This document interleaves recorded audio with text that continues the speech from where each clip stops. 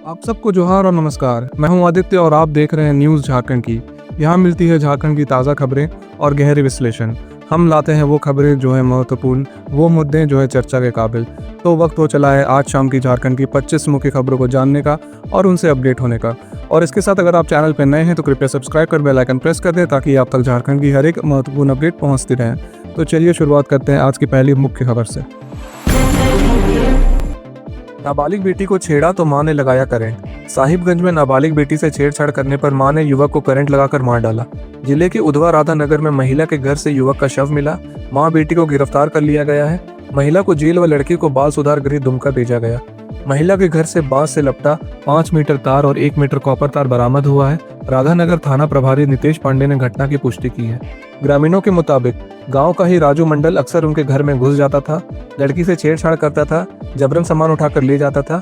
2 माह से यह सिलसिला चल रहा था। महिला ने कुछ गांव वालों से इसकी शिकायत की लेकिन मदद नहीं मिली। इससे राजू का दुस्साहस बढ़ गया। उसकी हरकतों से तंग आकर मां ने उसे सबक सिखाने का फैसला लिया और इस घटना को अंजाम दिया। बोकारो में छत के रास्ते घर में घुसे अपराधियों ने पंचायत सचिव की हत्या की।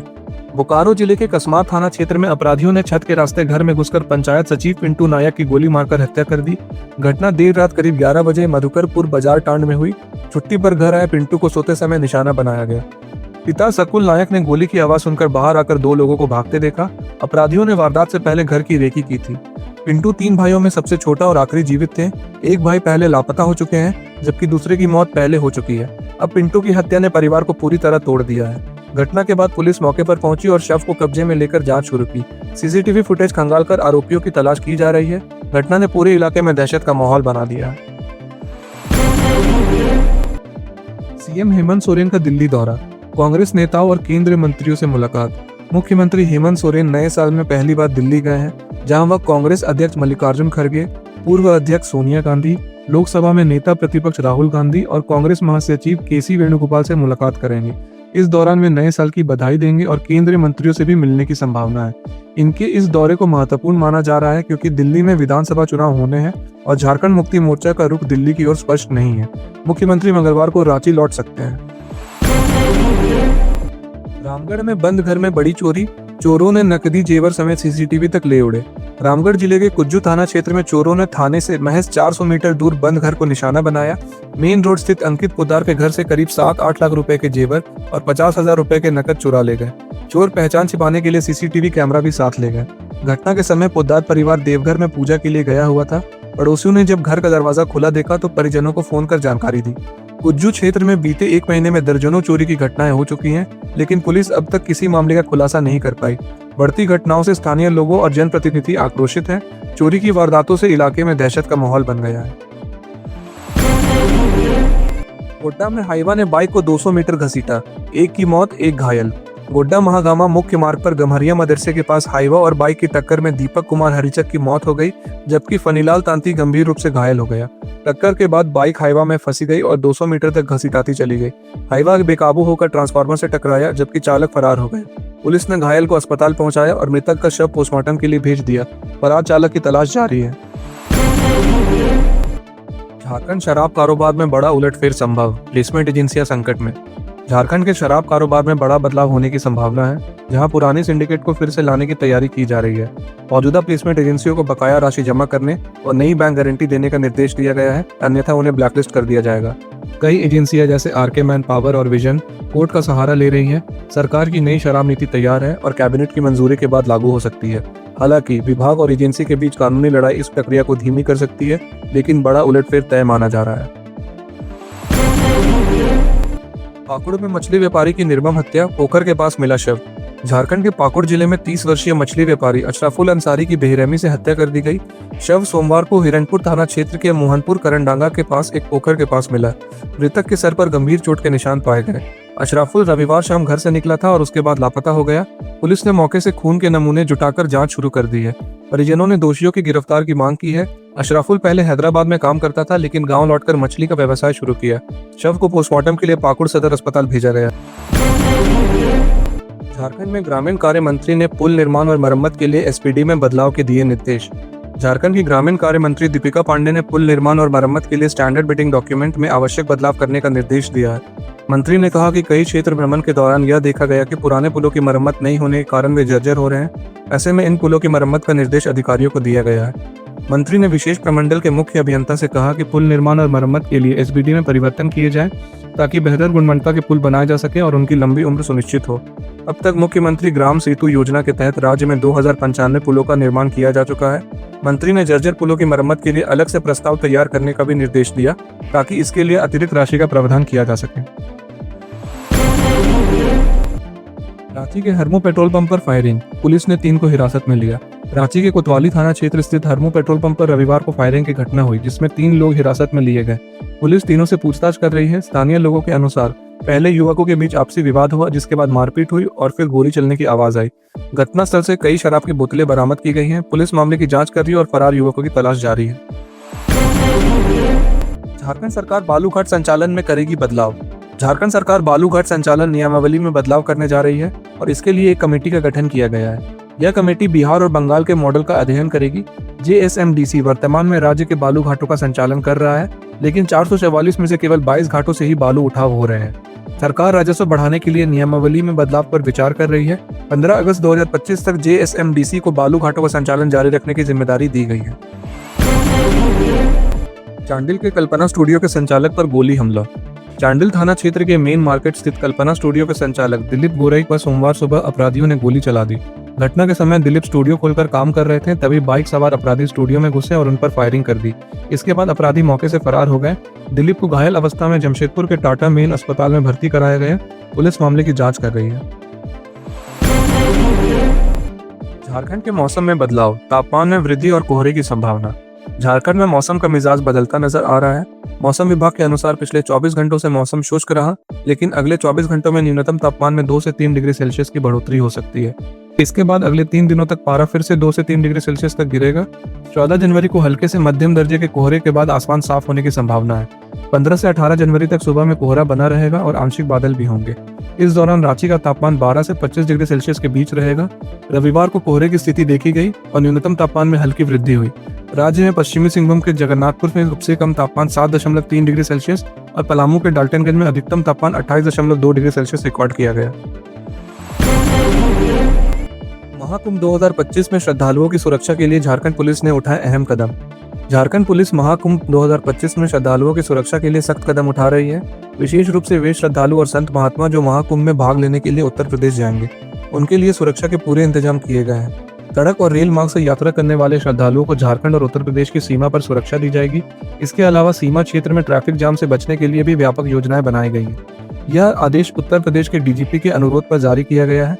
उन्होंने झारखंड पुलिस मुख्यालय को एक पत्र भेजकर महाकुंभ के दौरान श्रद्धालुओं की सुरक्षा पर विशेष ध्यान देने की अपील की थी। पत्र में बताया गया कि महाकुंभ के प्रमुख स्नान दिन 13 जनवरी से शुरू हो रहे हैं और इन दिनों श्रद्धालुओं का आवागमन अधिक रहेगा, इसलिए उनकी सुरक्षा को सुनिश्चित किया जाना अत्यंत आवश्यक है। पिकनिक से लौट रही पिकअप वैन पलटी, 1 की मौत, 13 घायल। रविवार रात तोरपा थाना क्षेत्र के पांडु पिडिंग से लौट रही डीजे लदी पिकअप वैन छाता नदी मोड़ के पास पलट गई, जिसमें 1 युवक की मौत हो गई और 13 घायल हो गए। मृतक की पहचान सुरेश मुंडा के रूप में हुई है।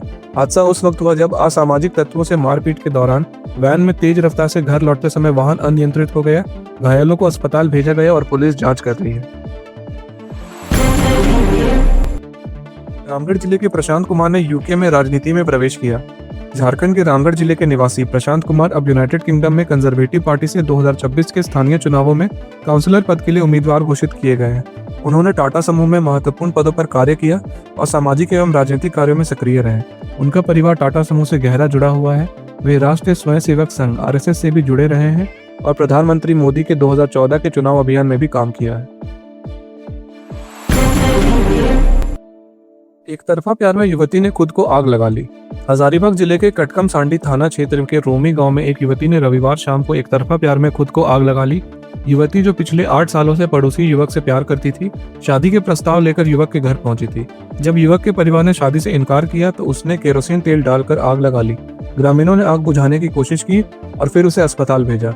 युवती को गंभीर स्थिति में रांची रेफर किया गया है। पुलिस मामले की जाँच कर रही है। झारखंड सरकार ने 5 लाख छात्रों को साइकिल देने का लिया फैसला। झारखंड सरकार ने राज्य के 8वीं कक्षा के लगभग 5 लाख छात्र छात्राओं को साइकिल देने का निर्णय लिया है। यह साइकिल अप्रैल 2025 में शुरू होने वाले नए शैक्षणिक सत्र से पहले छात्रों को वितरित की जाएगी। साइकिल वितरण का काम मई 2025 से शुरू होगा और अगर टेंडर प्रक्रिया में कोई समस्या आई तो सरकार छात्रों के खाते में साइकिल खरीदने की राशि डालेगी। सरकार ने पिछले 3 सालों में साइकिल वितरण नहीं होने के बाद अब यह नई प्रक्रिया लागू की है। गिरिडीह में ट्रेन से कटकर युवक की मौत, परिवार में मचा कोहराम। धनबाद गया रेलखंड पर निमिया घाट रेलवे स्टेशन के डाउन लूप लाइन पर एक युवक की ट्रेन से कटकर मौत हो गई। मृतक की पहचान 22 वर्षीय विकास कुमार दास के रूप में हुई है, जो निमिया घाट थाना क्षेत्र के लोहेडी का निवासी था। जीआरपी ने शव को अपने कब्जे में लेकर जांच के लिए गोमो भेज दिया है। विकास अपनी नानी के घर कतरास श्यामडी में रहकर पढ़ाई कर रहा था और 12 जनवरी को अपने घर आया था। वह घर से बाहर घूमने के लिए निकला था। घटना के बाद परिजनों का बुरा हाल है।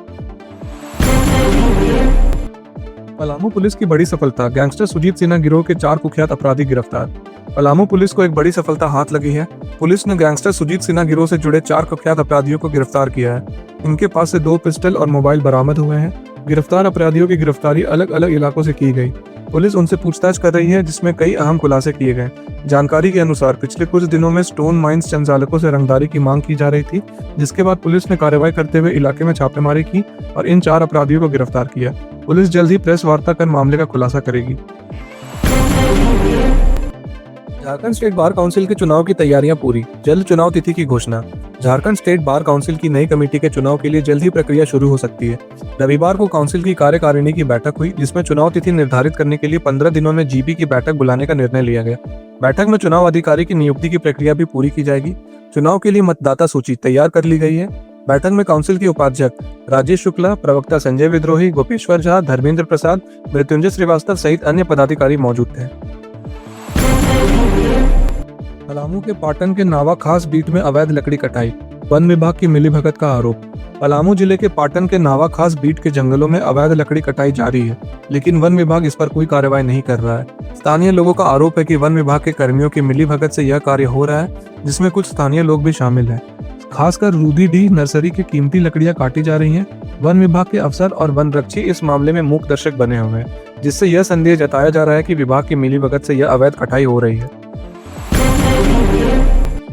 झारखंड हाईकोर्ट में शहरी निकाय चुनाव को लेकर सुनवाई, सरकार को तगड़ा झटका।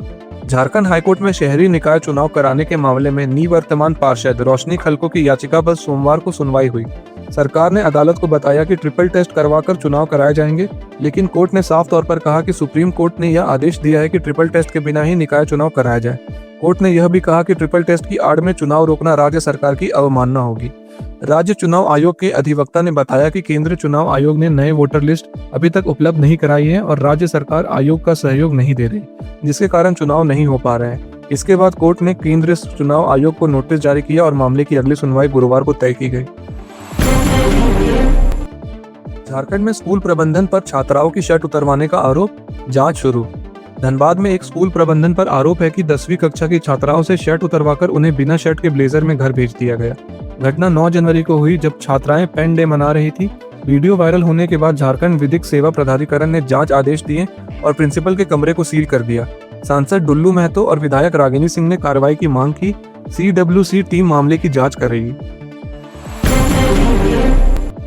श्री सर्वेश्वरी समूह ने आयोजित किया निःशुल्क चिकित्सा शिविर।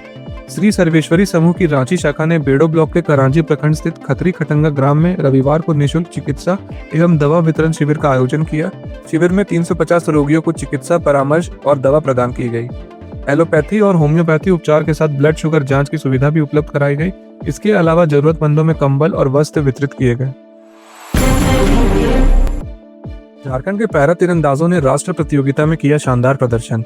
जयपुर में आयोजित 6वीं पैरा सीनियर राष्ट्रीय तीरंदाजी प्रतियोगिता में झारखंड के पैरा तीरंदाजों ने 11 पदक जीते, जिसमें 8 रजत और 3 कांस्य पदक शामिल है। व्यक्तिगत स्पर्धा में झोंगो पान और जीतूराम बेदिया ने रजत और कांस्य पदक जीते। इंडियन राउंड में बालक और बालिका टीम ने रजत और कांस्य पदक जीते। मिक्स टीम में जीतूराम बेदिया और तुलसी कोरवा ने रजत, जबकि रिकर्व स्पर्धा में विजय सुंडी ने रजत पदक जीते। राज्य सरकार और तीरंदाजी संघ के अधिकारियों ने तीरंदाजों और उनके कोचों को बधाई दी। बिरसा मुंडा तीरंदाजी एकेडमी सिल्ली की स्वीकृति सिंह और विजय सुंडी की जोड़ी ने कांस्य पदक जीते। तो ये थी आज शाम की झारखंड की 25 मुख्य खबरें। ऐसे ही झारखंड की मुख्य खबरों को जानते रहने के लिए हमारे चैनल को सब्सक्राइब कर बेल आइकन प्रेस कर दें। मिलते हैं कल सुबह 5 बजे। धन्यवाद।